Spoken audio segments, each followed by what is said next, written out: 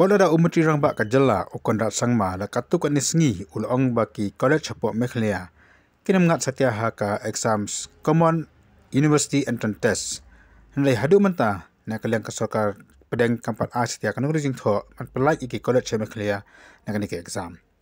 nlai umutri rang ba ulak kular bar ulapan transcam baki Samla Pule ka Jylla kin man sapting satya namar ba umutri jong ka sarkar pedeng ulak kular khmajung u maya ka mekhlea an pelai na kanika exam. No, we have not received that in writing because, as I said, that there are matters that are very vast in nature in the sense that there are different universities and colleges throughout the country. So, therefore, exact documentation and exact language may be a matter of concern for Government of India, I'm presuming.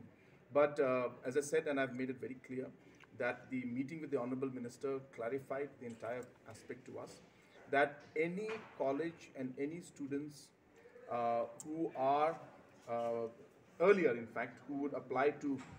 any college that is affiliated to NEHU would have to give the exam. That is what the initial notification was.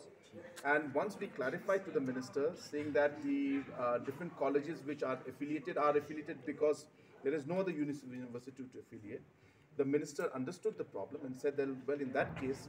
only the colleges which fall under the academic program of NEHU will have to go through the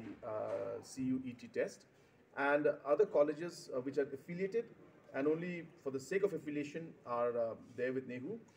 the students applying to those colleges will now no longer have to apply or give any kind of examination. So will not have to give the CUET examination. So that's what the clarification was. I'm very sure that we will receive the communication, and I want to assure the students that the commitment given by the minister is very clear, and they will not have to give the exam if they are not applying for the courses in NEHU. So the teachers are protesting in front